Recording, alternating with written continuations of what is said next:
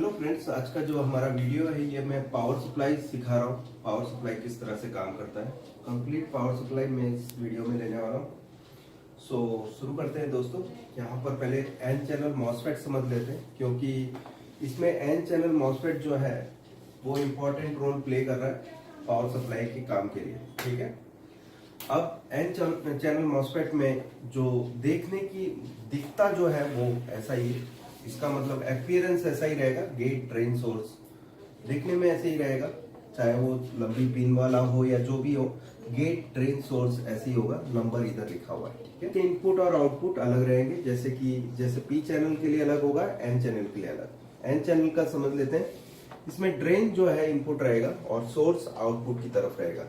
Drain input रहेगा और source output रहेगा। और गेट ट्रिगरिंग के लिए जो कि पल्स मिलेंगे आईसी से, जो कि आईसी आपको जो मिलेगी इसमें एक तो आपको पीएफसी के लिए यहाँ दे रखी है, और यहाँ पर जो 5 वोल्ट है उसके लिए यहाँ पर मॉसफेट एंड आईसी इसी एक आईसी के अंदर है, जो कि आप यहाँ पर क्लोजअप फोकस ले लीजिए।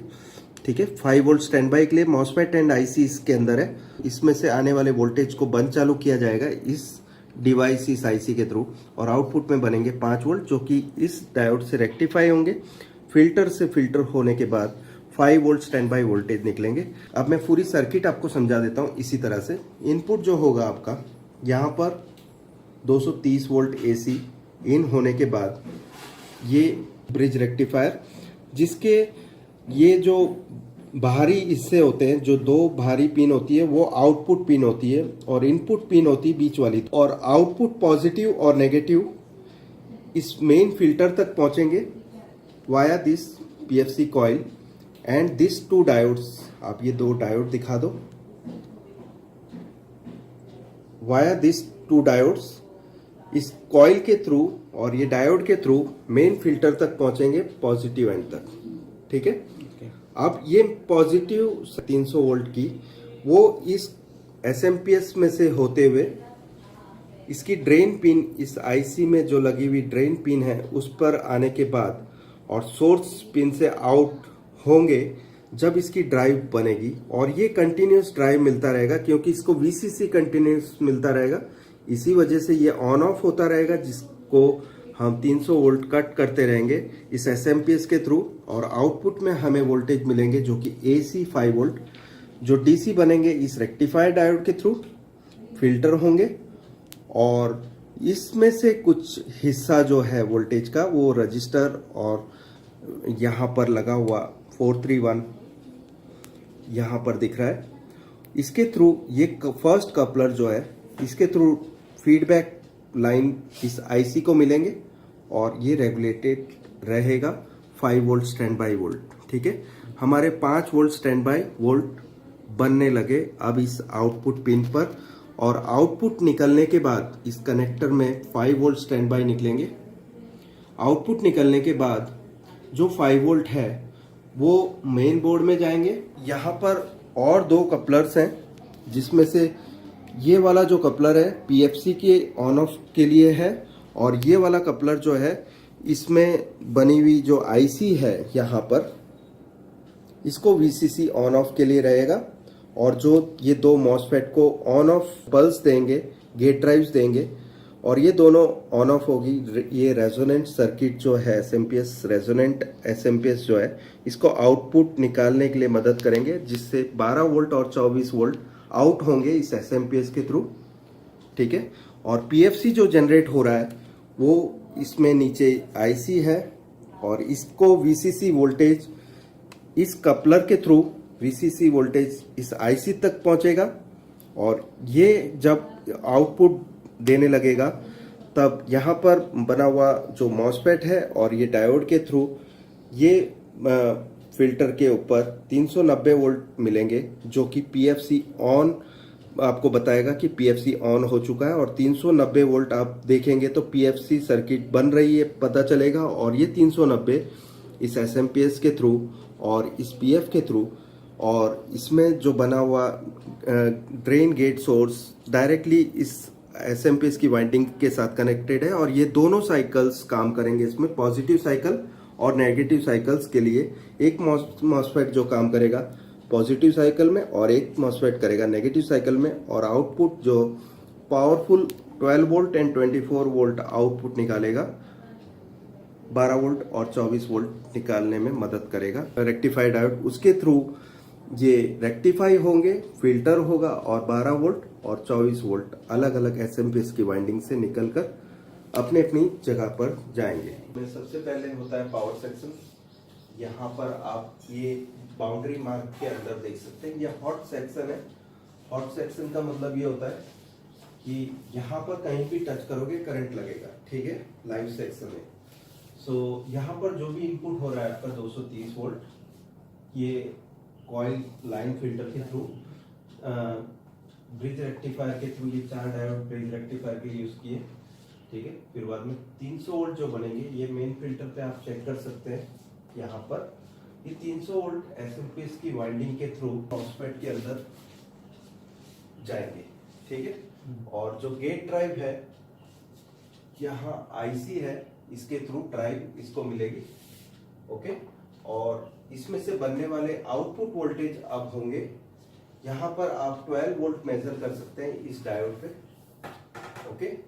ये रेक्टिफायर डायोड है, जो एसी 12 वोल्ट है उसको डीसी बनाएगा फिल्टर के थ्रू। जो 270 एमएमटी 16 वोल्ट के फिल्टर के थ्रू फिल्टर होने के बाद ये फर्स्ट जो सर्किट में जाएगा, जो 12 वोल्ट है वो फर्स्ट आपके ये 5 वोल्ट की सर्किट में जाएगा, जिसमें 6 लेग का एक रेगुलेटर लगा हुआ है, जिसकी आउटपुट जो है इस कॉइल पे आप मेजर कर सकते हैं 5 वोल्ट। और ये 5 वोल्ट फिर इस रेगुलेटर में इन होने के बाद 1.2 वोल्ट इस कॉइल पे आप मेजर कर सकते हैं। सो दो इंपॉर्टेंट वोल्टेजेस हैं, जो कि 5 वोल्ट स्टैंड बाई आपको यहां से मिल जाएगा, ठीक है। और ये स्टैंड बाई 5 वोल्ट से 1.2 बनेंगे, और इसी 5 वोल्ट से 3.3 भी आपको मिल जाएंगे, जो कि इस रेगुलेटर के थ्रू, जिसमें फर्स्ट पिन 5 वोल्ट इन होगा, सेकेंड पिन 3.3 वोल्ट और लास्ट पिन जो है ग्राउंड है। इसमें 2 टाइप की रेगुलेटर्स मिलते हैं। आमतौर पे 3.3 वोल्ट लिखा हुआ जो रेगुलेटर होता है वो फिक्स 3.3 वोल्ट आउट निकालेगा, और जहां पर ये 1117 के बाद यहाँ पर ADJ लिखा हो तो समझ लो कि वो रेगुलेटर कुछ अलग अलग वोल्टेज निकालने के लिए, जिसमें ग्राउंड वाली जो पिन होती है उस पे आपको कुछ रजिस्टर लगा के यहाँ वोल्टेज डिवाइडर के थ्रू रजिस्टर एक यहाँ लगेगा, यहाँ से इस पिन पर, और एक रजिस्टर लगेगा इस पिन से ग्राउंड पर, और जो वोल्टेज डिवाइडर का आउटपुट बनेगा वो आपको यहाँ पर दिखेगा। सो यहाँ आप अलग अलग वोल्टेज को एडजस्ट करके लगा सकते हैं एडजस्टेबल में, लेकिन फिक्स वाले में 3.3 फिक्स निकालेगा, जिसमें ये पिन ग्राउंड होगी। सो 5 वोल्ट का जो रेगुलेटर है वो इस 6 पिन के रेगुलेटर की 2 नंबर की पिन से आउटपुट होगा, और इनपुट इसको मिलेगा 3 नंबर की पिन पे, और इसकी फर्स्ट पिन जो है वो ग्राउंड है। और दूसरा रेगुलेटर जो 1.2 वोल्ट का है, 1.2 वोल्ट का जो रेगुलेटर है उसकी जो सेकेंड पिन है वो ग्राउंड है। इनपुट पिन होगी 4 नंबर और output pin 1.2 volt core voltage, जो कि इस कॉइल पे आप मेजर कर सकते हैं, और 3.3 VCC, जो कि प्रोसेसर की 2 इंपॉर्टेंट वोल्टेज रहेंगे, 3.3 एंड 1.2। कुछ इस तरह के रेगुलेटर्स भी आते हैं जिसमें 1.2 वोल्ट इस तरह से इस रेगुलेटर से बना होगा, जिसकी सेंटर पिन पे आप 1.2 वोल्ट मेजर कर सकते हैं, इनपुट 5 वोल्ट होगा। अब हम समझ लेते हैं पूरी सर्किट किस तरह से चलती है। सो फर्स्ट क्या होता है कि आपके जो 12 वोल्ट हैं जो पावर सप्लाई से बने थे, वो 12 वोल्ट यहाँ पर रहेंगे, और 5 वोल्ट जो पावर सप्लाई से बने हैं, जो कि 6 पिन रेगुलेटर से अगर जो बने हुए थे, तो इस पिन पे आके खड़े रहेंगे जब तक कि पावर ऑन कमांड नहीं मिलता आपको रिमोट से। जैसे ही आपको पावर ऑन कमांड मिलता है तो ये जो 5 वोल्ट है अब यहाँ पर आ जाएंगे, और इसकी इनपुट होने के बाद 1.8 वोल्ट रैम वोल्टेज जब प्रोसेसर में चले जाएंगे। ये इस टाइप के जो प्रोसेसर होते हैं उसमें रैम इनबिल्ट होती है, जिसमें 1.8 वोल्ट या 2.5 वोल्ट सप्लाई से चलने वाली रैम होती है, तो इसमें 2.5 या 1.8 वोल्ट का रेगुलेटर लगा होगा, जो आउटपुट 1.8 रैम सप्लाई जो प्रोसेसर के अंदर इन हो जाएगी। उसके बाद फिर टिकॉन ऑन वोल्टेज निकलेगा, जो कि 12 वोल्ट अब तक पावर सप्लाई से आने वाला जो इन होने के बाद आउट नहीं हो रहा था, टिकॉन तक नहीं पहुंच रहा था, यहाँ पर 0 वोल्ट होने की वजह से अब यहाँ पर टिकॉन ऑन के बाद 12 वोल्ट आप टिकॉन पे मेजर कर सकते हैं, जो कि टिकॉन की फ्यूज पे आप देख सकते हैं। ठीक है, और यहाँ पर जब 12 वोल्ट आ जाएगा, 12 वोल्ट जो स्विच होके आ रहे हैं वो 8 लैक मॉसफेट हो सकता है, 3 लैक मॉसफेट या जो भी है, उनके थ्रू जो स्विच होके 12 वोल्ट जो पावर सप्लाई के पहुंच रहे हैं, ये टिकॉन की जो फ्यूज है उसके ऊपर आएगा। यहाँ पर ये LG डेटा की पैनल है, जिसमें राइट साइड में सप्लाई है, ये फुल HD कनेक्टर है। ठीक है, जिसमें राइट साइड में हमने कनेक्शन दिया है सप्लाई के लिए, फ्यूज के थ्रू इस IC में इनपुट होंगे वोल्टेज। आप देख रहे होंगे इसमें 2 कॉइल्स हैं, इनमें से एक कॉइल AVDD वोल्टेज बनाने के लिए है। ठीक है, एक कॉइल 3.3 वोल्ट बनाने के लिए। ओके, सो आपके जो इनपुट होंगे, एक तो 12 वोल्ट डायरेक्टली इसके अंदर इन होगा, और इससे 3.3 वोल्ट फर्स्ट सप्लाई निकलेगी DC टू DC IC से। ठीक है, फर्स्ट सप्लाई 3.3 कैसे निकलेगी, डायरेक्टली 12 वोल्ट इन होंगे, और यही 12 वोल्ट कॉइल के थ्रू और ये डायोड के थ्रू इन होने के बाद जो आउटपुट निकलेगा वो AVDD 16 वोल्ट निकलेंगे। ओके, तो वो सेकंड सप्लाई हो गई। HVDD इसी 16 वोल्ट से, इसी इसके जो डायोड के आउटपुट से जो निकल रहा है 16 वोल्ट, इसमें इन होने के बाद HVDD 8 वोल्ट इस IC के थ्रू, इस कॉइल के थ्रू निकलेंगे। ठीक है, और उसके बाद फिर VGH और VGL वो भी इसी IC से निकलेंगे, जो कि पैनल के लिए इंपॉर्टेंट सिग्नल है, जो जिसमें से VGH पिक्चर ऑन करने का काम करता है, और VGL जो आउटपुट होगा वो पिक्चर ऑफ करने का काम करता है। ठीक है, सो VGH कितने वोल्ट होंगे, 27 वोल्ट, और VGL -5। ठीक है, -5 एंड 27 वोल्ट इसी IC से निकलेंगे।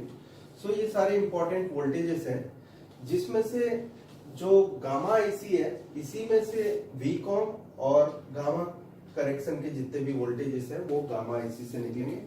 गामा IC के वोल्टेज कितने वोल्ट पे चलते हैं, इनपुट AVDD 16 वोल्ट इन, और आउटपुट जो भी निकलेगा इसमें 16 से घटती ऑर्डर में 0.3 वोल्ट तक निकलेगा, जो कि 1-1 वोल्ट बराबर कम होगा। इसमें वेरिएशन होता रहता है वोल्टेज, कम होने चाहिए सभी वोल्टेज। जैसे VGM में 16 वोल्ट है तो 15.7, वैसे 14.3, वैसे घटती ऑर्डर में होंगे।